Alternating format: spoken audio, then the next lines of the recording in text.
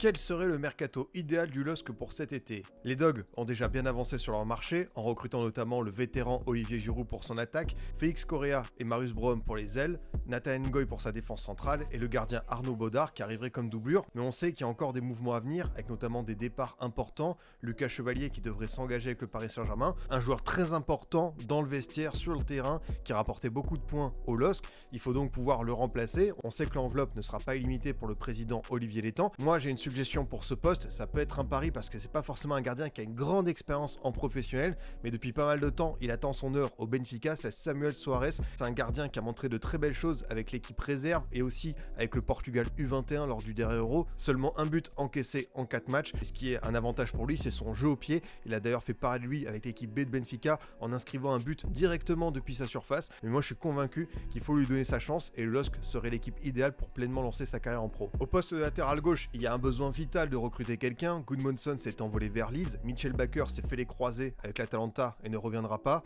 et Ismaili a été laissé libre. Personnellement, il y a un nom qui me plairait beaucoup dans ce LOSC, c'est celui de Gideon Mensah, 27 ans, l'arrière gauche de la JOCR, plutôt offensif même, puisqu'il évoluait souvent en tant que piston, mais c'est un joueur qui depuis ses premiers pas en Ligue 1 avec Bordeaux a énormément progressé. Il était notamment en tête des interceptions la saison passée, évalué à 4 millions d'euros sur Transfermarkt, une progression idéale, un joueur qui connaît la Ligue 1, ça me paraît être un bon coup sans se ruiner. On a aussi le dossier de l'attaquant qui prend pas mal de temps au LOSC avec le départ libre de Jonathan David. On a Hamza Egaman, l'attaquant marocain des Rangers qui est très courtisé, mais on sait que ça coince au niveau de l'offre entre les deux clubs. Et c'est là où j'interviens avec une idée, William Boving, jeune attaquant danois du Sturm Graz. Cette équipe autrichienne est connue depuis pas mal d'années pour avoir lancé, développé et très bien vendu certains attaquants, Rasmus Højlund, Mika Bierret et Emmanuel Emega, et William Boving devrait logiquement suivre leur trajectoire. C'est un buteur qui est assez complet dans le jeu puisque l'an passé il a fait quasiment autant de passes décisives que de buts, un profil à accompagner, à améliorer et le mettre dans les meilleures conditions. En plus avec Olivier Giroud comme mentor, comme numéro 2, ce serait parfait comme cohabitation. Enfin vous le savez, on a l'habitude de terminer par une petite fantaisie, une suggestion, comme toujours en prêt,